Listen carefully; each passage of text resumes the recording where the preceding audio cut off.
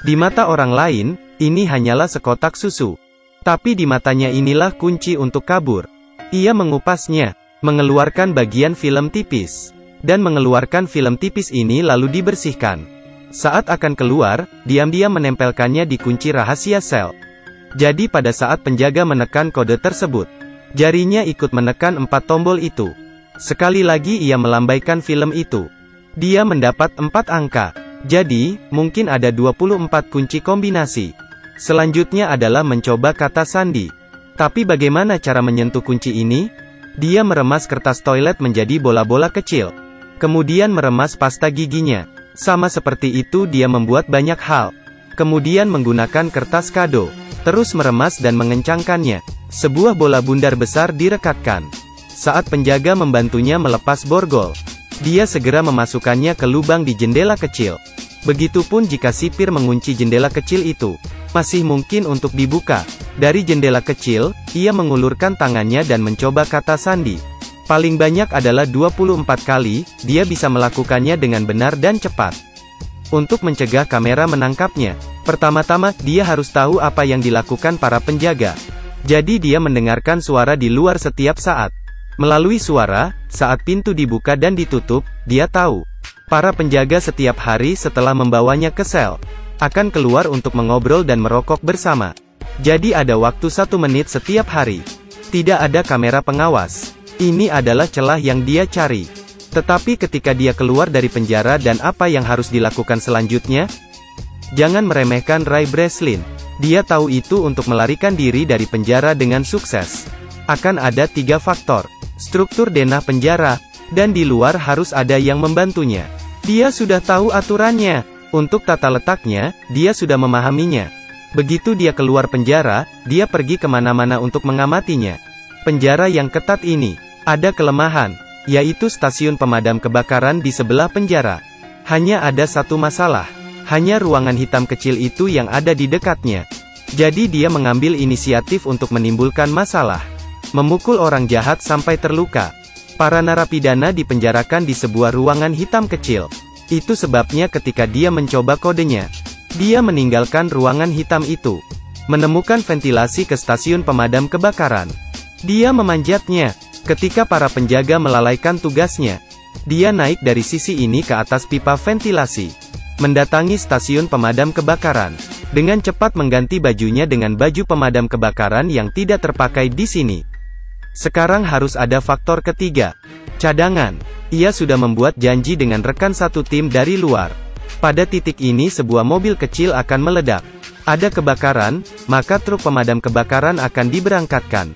Dia segera bersembunyi di bawah mobil pemadam kebakaran.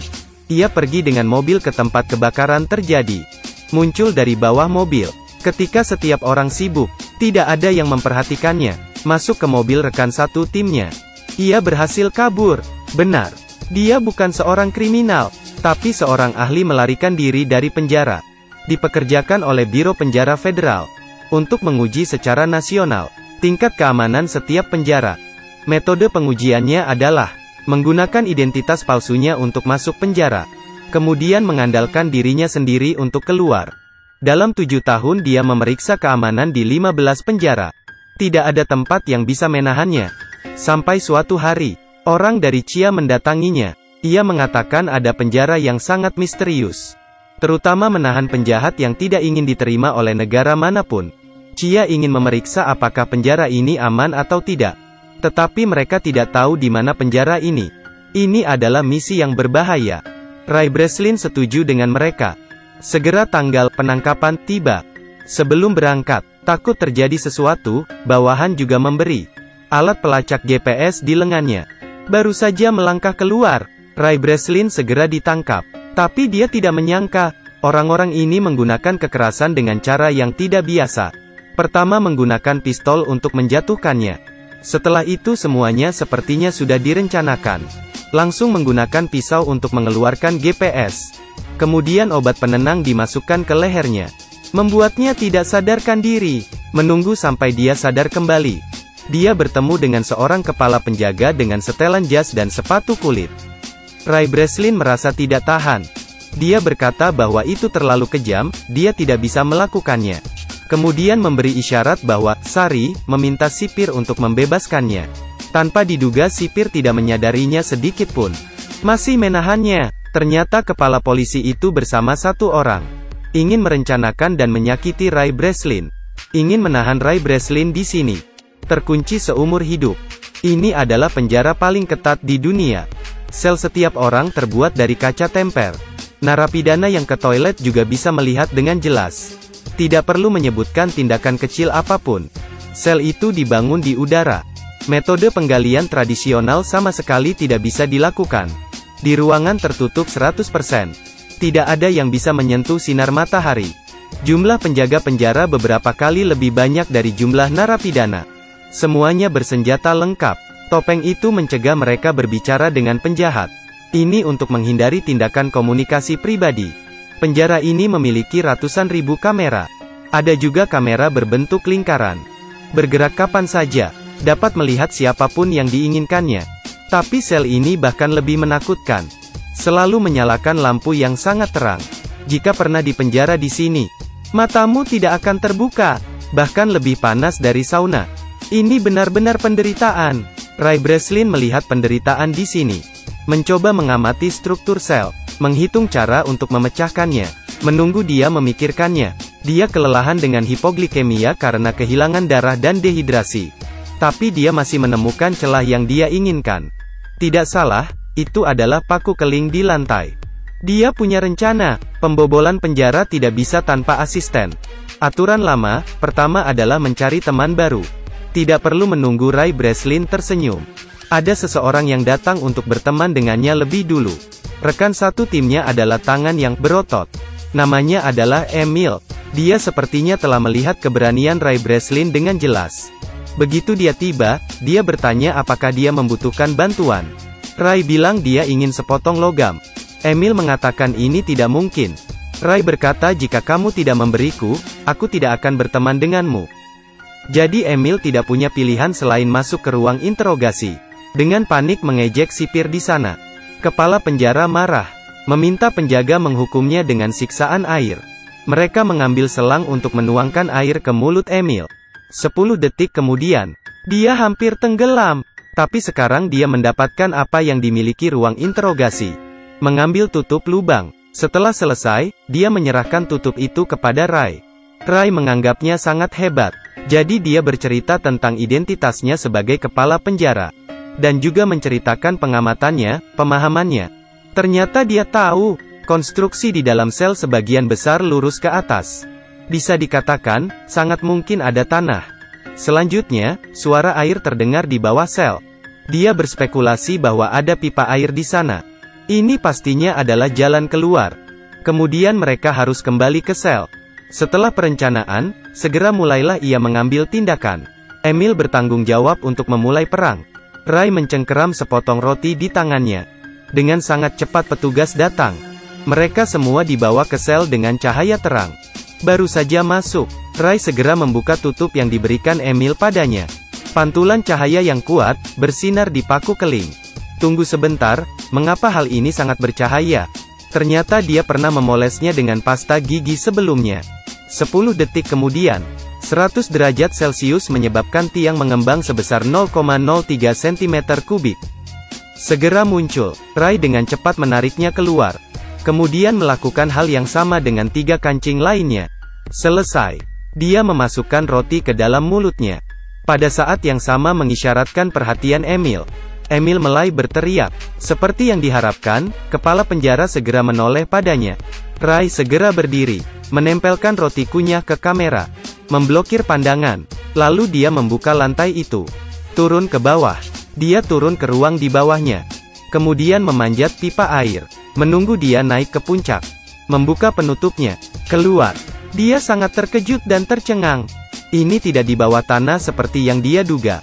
Tapi itu adalah samudera yang tak terbatas. Dia berada di dek kapal tanker raksasa. Selain itu, ada penjaga di mana-mana. Kabur ke laut? Tidak mungkin kabur. Dia hanya bisa kembali. Padahal mereka sudah tahu lokasinya. Tapi dia pada dasarnya tidak bisa memikirkan cara untuk melarikan diri. Terkurung di tengah laut. Sangat sulit untuk terbang. Ini adalah sebuah pikiran yang dangkal. Kepala penjara menemukan paku keling. Menemukan upaya melarikan diri oleh Ray Breslin. Memulai penyiksaan untuk mengasingkannya. Dia baru saja pergi tidur. Para penjaga segera mengetuk jendela dan mencegahnya tidur. Menunggu sampai dia sangat lelah sampai dia pingsan. Para penjaga datang untuk memukulinya lagi. Memukulnya sampai dia sadar kembali. Alhasil, setiap hari Ray Breslin selalu dalam keadaan koma. Setelah sedikit nafas, dia pingsan. Tidak lama setelah itu, ia perlu pergi ke dokter. Setelah pemeriksaan, dokter mendecakkan lidahnya. Tapi meski begitu, Ray Breslin masih tidak mudah dikalahkan. Menunggu sampai mereka berhenti menyiksa. Dia terus memikirkan cara. Setiap hari dia makan nasi.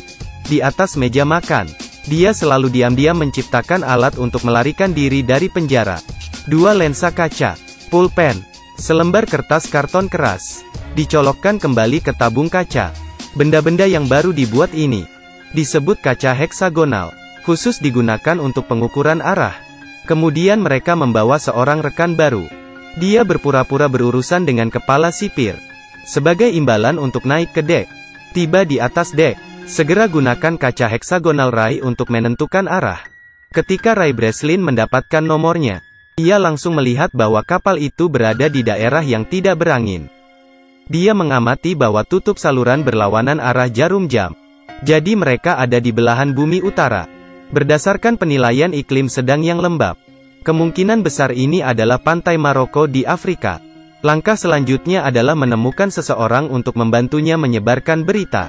Ray langsung teringat pada dokter yang wajahnya selalu menunjukkan ekspresi tidak senang. Jadi dia menyuruh Emil untuk menikamnya. Kemudian pergi ke dokter untuk menjahit lukanya. Berpura-pura sakit sesekali. Mendatangi dokter untuk muntah. Tentunya ini membuat dokter akan merasa sangat tertekan. Mengungkap identitas aslinya kepada dokter. Memintanya untuk memeriksanya sedikit. Tak lama kemudian, hati nurani sang dokter pun terganggu. Membuat keputusan untuk membantunya melarikan diri dari penjara. Dia memperkenalkan perpustakaan mereka kepadanya. Menyerahkannya ke bawahan Emil. Semuanya diatur dengan baik. Akhirnya waktu untuk melarikan diri telah tiba. Saat larut malam, kepala penjara melihat Ray Breslin menabrak dinding. Dia menguping sinyal yang sedang diketik Ray. Mengartikan kode itu, akan ada kerusuhan di area C besok pagi. Kepala penjara memutuskan untuk mengirim 3 tim pasukan untuk menyerang area C. Tapi ini hanya jebakan Ray. Dia ingin semua penjaga lari ke area C. Dengan demikian, hanya 2 tim yang tersisa di tempatnya. Kerusuhan yang sebenarnya dimulai. Rekan tim memulai kekacauan. Kedua geng itu mulai berkelahi. Para prajurit di atas mengarahkan senjatanya ke bawah. Tapi Ray diam-diam pergi ke depan dan menyelinap. Kemudian memanjat tangga, mengikuti jalur pipa untuk naik ke dek. Siapa yang tahu pintu tersebut menggunakan kunci elektrik. Tidak bisa terbuka bahkan ketika dia menggunakan kekuatannya. Ray Breslin memutuskan untuk pergi memutuskan aliran listrik. Dan itu berarti dia harus turun. Dia tidak punya pilihan lain. Turun ke ruang listrik. Saat dia sedang mengontrol komputer untuk mematikan sirkuit. Seperti yang diharapkan, Emil bisa membuka pintu. Dia akhirnya bisa naik ke kapal. Pesawat yang dipesan juga tiba tepat waktu. Saat dia mendekati pesawat, musuh juga masuk. Emil tidak bisa pergi, karena pria itu belum muncul. Jadi dia mengambil senjata. Tatapannya berubah menjadi kejam. Pria legendaris ini, dalam sekejap menjadi senjata pembunuh berdarah dingin. Di sisi lain, sipir memblokir Ray di ruang listrik. Dia sama sekali tidak terburu-buru. Karena Ray Breslin seperti ikan di jaring. Tapi yang aneh adalah, dia tidak bisa menemukan Ray dimanapun. Saat ini, bawahan telah memulihkan arus listrik. Dia tiba-tiba mendengar, tangki air mulai menyiram air secara otomatis. Senyumnya berangsur-angsur memudar. Dia lupa langkah penting ini. Ray Breslin memang ada di tangki air. Tangki air baru saja dibilas. Dia segera hanyut ke dasar laut. Ray muncul ke permukaan. Emil melihatnya di saat yang tepat. Turun dan menjemput dia. Sipir juga telah mencapai dek. Ray Breslin ditemukan berdiri di atas tangga. Langsung mengarahkan pistol ke arahnya. Hidup mati dalam sekejap. Melihat Emil melempar pistol, Ray Breslin menggenggam erat. Dengan segera menembak. Tangki minyak di bawahnya. Kepala penjara menunduk dan melihat. Kata "kurang ajar" belum diucapkan. Secara bertahap lenyap di lautan api. Beberapa waktu kemudian, mereka pergi ke pantai di Afrika. Seseorang datang menemui Emil. Gadis ini adalah orang yang sama, yang menyuruh Ray sebelumnya. Ternyata dia adalah putri Emil. Alasan mengeluarkan uang untuk mengundangnya datang karena dia ingin membantu ayahnya melarikan diri dari penjara. Itu sebabnya ketika dia baru saja masuk sel, Emil mendatanginya untuk bekerja sama. Semua sudah direncanakan. Ray Breslin tersenyum lembut seolah tidak ada apa-apa. Hal yang sangat menyebalkan yang benar-benar ingin dia temukan adalah pria yang bekerja sama merencanakannya hal jahat ini. Beberapa hari kemudian, orang yang jahat ini bangun, menemukan dirinya terkunci dalam sebuah wadah. Dan kontainer ini duduk di atas kapal kargo raksasa, menunggu kapal berlabuh. Dia pasti sangat terkejut. Akhirnya Ray Breslin berhasil kabur. Setelah menonton legenda kabur dari penjara bersama bintang berotot, akhirnya saya merasa tidak bisa berbicara banyak. Memang, pengetahuan adalah kekuatan.